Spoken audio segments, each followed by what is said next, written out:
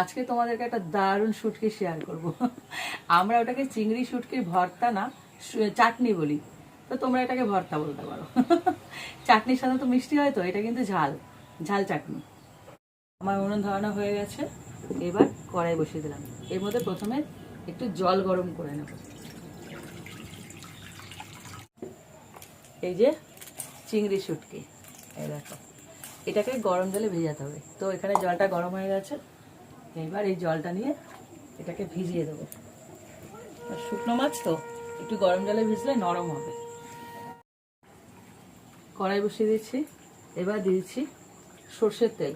এই রান্নাটা না সর্ষের তেলেই ভালো লাগে, সাদা তেলে করবে না। আর বেশ কিছুটা তেল লাগবে। তেলটা পুরোপুরি গরম করে নিচ্ছি, একদম ধোয়া ওরা গরম করে নিতে হবে। এবার দিয়েছি কাঁচা লঙ্কা। এখানে 3টে মোটকু মোটকু কাঁচা লঙ্কা আছে না, সেই কাঁচা লঙ্কা কুচি আছে। রসুন পেস্ট, এটাকে পেস্ট করে রেখেছি, সেই পেস্ট। এখানে 5 থেকে 6খানা বড় সাইজের রসুন পেস্ট করা। এবার এটাকে ভালো করে ভাজবো।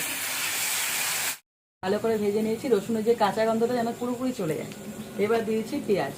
দেখো এখানে প্রায় 200 গ্রাম চিংড়ি শুটকি আছে, সেই আন্দাজে আমি পেঁয়াজ নিয়েছি বড় বড় 4খানা।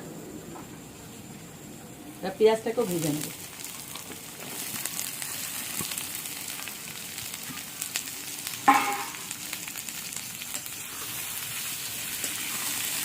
তো 10 থেকে 15 মিনিট এবার শুটকিগুলোকে ভিজিয়ে রাখবে, অনেকটা নরম হয়ে যাবে। এবার ভালো করে আমি এটাকে ধুয়ে নেব।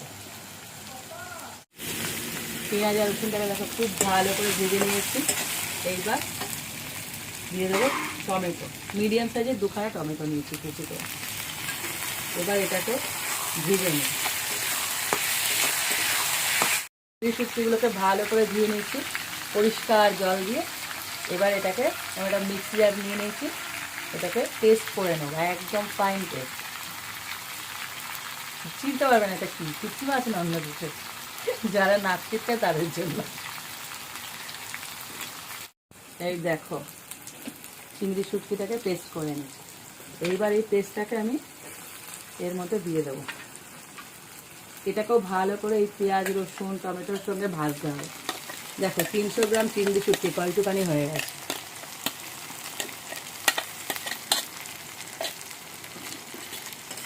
এটাকে একসাথে ভাজতে হবে।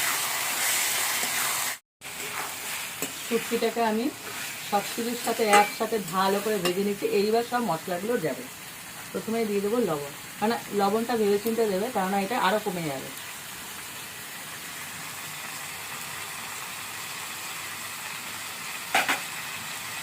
হলুদ গুঁড়ো,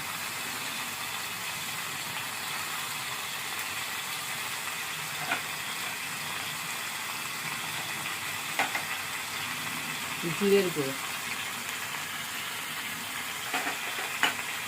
ধনের গুঁড়ো। নর্মাল যে বেসিক মশলা সেই মশলা দিয়েই করতে হবে, কিন্তু দারুণ লাগে খেতে। এইবার দিয়েছি ঝাল লঙ্কার গুঁড়ো। এটা কিন্তু যে যেরকম ঝাল খাও তবে এটা ঝাল হবে। 2 চামচ পুরো উঁচু করে দেবো। এবার ভালো করে কষিয়ে নেব। ভালো করে দেখো কষাতে হবে, সমানে নেড়ে চেড়ে যেতে হবে যতক্ষণ না পুরোপুরি তেল ছাড়ছে। চিংড়ি ভর্তা দেখো রেডি হয়ে এসেছে। এবার একটু দিয়ে দেবো ধনে পাতা। এইটারই অভাব ছিল। হ্যাঁ, এটা দিলে একদম